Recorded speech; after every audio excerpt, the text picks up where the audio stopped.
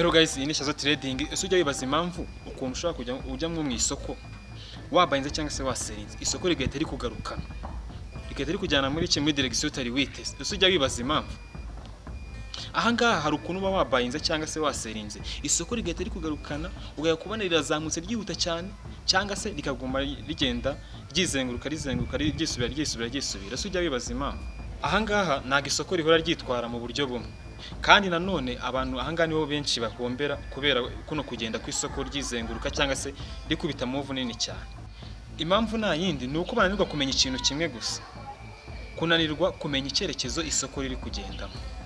Ahanga abantu benshi abatraders cyangwa se abantu bacuruza mu isoko rya forex na crypto, ahangaha hari ibintu by'ingenzi umutraders wese aba agomba kugenda azi. Ikintu cya mbere ugomba kumenya nk'umutrader, ugomba kumenya ranging market na trending market, ukamenya kubitandukanya. Ese ranging market ni iki na trending market? Ahangaha umenye ranging market na trending market, ushobora guhindura uburyo wacuruzaga burundu ugatandukana n'iki no kugumurwa muri uwo mutego w'isoko irya ryo ryose. Ese umwe twakwibaza isoko ni iki? Isoko naho ibiciro bihindagurika bitewe n'abagura n'abagurisha. Mu busanzwe isoko rigera rifite imyitwarire igiye itandukanye, ntabwo rihora rizamuka gusa cyangwa se rimanuka gusa, rishobora no kugenda rizenguruka rigenda rigaruka rikora zigzag motion. Iyo riri muri zigzag motion aba ari ranging market. Iyo rigenda rifite direction imwe ryazamutse cyangwa se ryamanutse aba ari iki? Aba ari trending market. Reka dutangirane na trending market. Trending market ni iki? Trending market ni igihe isoko ryazamutse rifite direction imwe cyangwa se ryamanutse. Icyo gihe turyita iki? Uptrend cyangwa se downtrend. Iyo umuntu avuze uptrend cyangwa se downtrend, uptrend ni igihe isoko riri kuzamuka cyangwa se abantu babizi nk'iyo umuntu yagize iki yakoze buy cyangwa se umuntu yakoze sell, riba riri muri iki riri downtrend, riri kugenda rigeze iki rimanuka. Aha ngaha wakwibaza ku muntu umvishe uptrend na downtrend ku nshuro ya mbere yakwibaza ni iki? Uptrend ni igihe isoko riba riri kugenda rikora iki? Amahaya high, rigenda ri breakinga recent high ryagezeho rikongera rikayibreakinga. Mu gihe downtrend bari rigenda ri breaking iki? Amanuza amarow nyine. Nimba ryageze kuri row runaka mu kumanuka rikongera rikagaruka rikayibreakinga. Nimba tuvuze ngo isoko riri ku breakinga amahaya high, tuvuga urugero price ya gold riri ku bihumbi 4, yakoze high igera ku bihumbi 4. Nimba ije ikarenga bya bihumbi 4 ikagwa ku bihumbi 405 410, biba bivuze ngo ya breakinze ya price yari iri sanzwe iriho, bivuze ngo yakoze iki? Yakoze high. Ariko nimba gold yakoze row ikamanuka ikagenda ku bihumbi 3500, biba bishatse kuvuga yuko nizi ka breaking bya 3500 price yari iriho ikamanuka wenda ikagwa kuri 3400 cyangwa se 3490, biba yakoze iki? Row. Ahangaye ingero zisanzwe zo mu buzima busanzwe, uramutse ugiye kuvuga ngo uptrend cyangwa se downtrend. Uptrend rya nk'urugero wenda uramutse urimo kurira umusozi gake kwa kundi uri kugenda uzamuka umusozi, iyo nge twayita uptrend, igiciro cya kiri kugenda kizamuka. Noneho downtrend ni kwa kundi nandi nko kumanuka umusozi muremure, igiciro cya kiri kugenda kigira iki? Kimanuka. Dukomeje hanga kuri uptrend na downtrend, hari strategies zikunze gukoresha. Akenshi nimba isoko riri muri trending market, uptrend cyangwa downtrend, akenshi bavuga yuko trend is your friend. Bishatse kuvuga ko uko isoko riri kuzangwa cyari rimanuka ni inshuti yawe nyine, uko isoko rimeze nyine.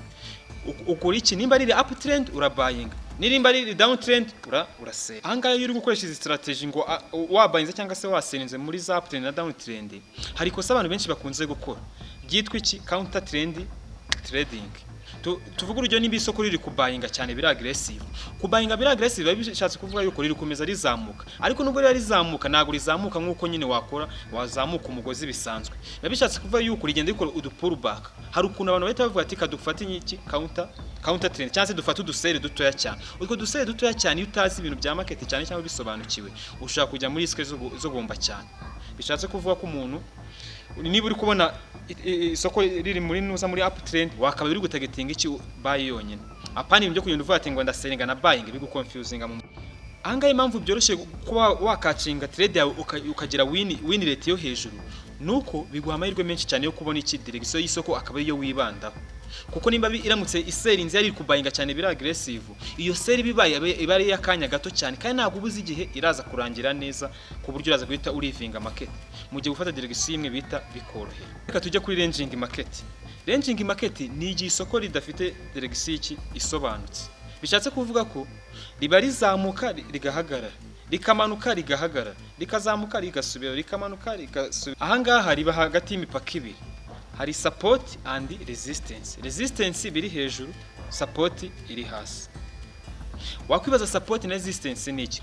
Resistance ni kimwe nkuko tuvuye nk'urugero nk'umukinnyi yateye baro, warabibonye ko nk'umwana yari kudunda agatenesi, arakadunda kakazamuka, kakadunda kakazamuka, aho ari kukadunda kakazamuka kakagarukira, wabifata nk'iki? Nka resistance. Hahandi kari kuguma gakubita kakabana kubouncing akajya hejuru, hasi wabifata nk'iki? Nka support. Uko amenya consolidation cyangwa se ranging market nuko naha high cyangwa se lower low riba riri kugenda riri gukora. Ahangaha urugero, iyo rigiye gukora high rigera kuri high, ryajya kuyigeraho ngo breaking rigahita risubirayo, yajya kugera kuri low, yajya ku breaking ya low rigahita rigira iki? Risubira ritari rya breaking, rikaguma muri range. Ahangaha strategy bakunze gukoresha cyane nko ku muntu ugiye nko gukora buy cyangwa sell kuri ranging market, akenshi bajya kuri support no kuri resistance bakabiteguye iki? Kuhabayinja cyangwa kwaselingira. Kuri resistance tukora iki? Dukora sell. Iyo igiciro kiba cyageze hejuru at the top level. Noneho kuri support igiciro kiba cyamanutse cyane, niho abantu biteguye iki? Kubayingira. Gusanga nanone harimo umutego. Ahangaha dore impamvu ranging market igora cyane, irashukana cyane nyine, kuko igiciro kiba kigenda kigaruka gisubira kiguma muri zone imwe, bi confusing umuntu ndabayinga cyangwa selling. Reka turebe itandukano riri hagati ya ranging market cyangwa se consolidation market na trending market. Muri ranging market nta direction riba rifite isoko, nyine riba rigenda up and down muri range. Noneho nuza muri trending market riba rifite iki? Direction. Nimba riri kuzamuka rirazamuka nyine gusa, niyo ryazamuka gusa rikora du pullback dutari gakomeza ari kubiti iki? Rikora move rizamuka, rikora amahaya. Iri itandukano riri hagati ya ranging market na trend market nuko range market riba rigenda rikora iki? Support and resistance. Mu gihe trend market rigenda rikora iki? Higher low cyangwa se rigakora lower low, lower high. Akanyuma kitandukano riri hagati yaryo, iyo isoko rifite direction up trend cyangwa down trend, iyo winjiye buy cyangwa sell, ikizera bari cyinshi cyane ko ushaka ku makinga profit cyangwa se ugakora amafaranga menshi. Ariko muntu uza muri range market irashukana cyane nyine, ikizere kiba ari gikira nyine even if wababonye confirmation zose. Ahangaha reka nkubwire isomo rikomeye cyane, ikintu cy'ingenzi ugomba kumenya.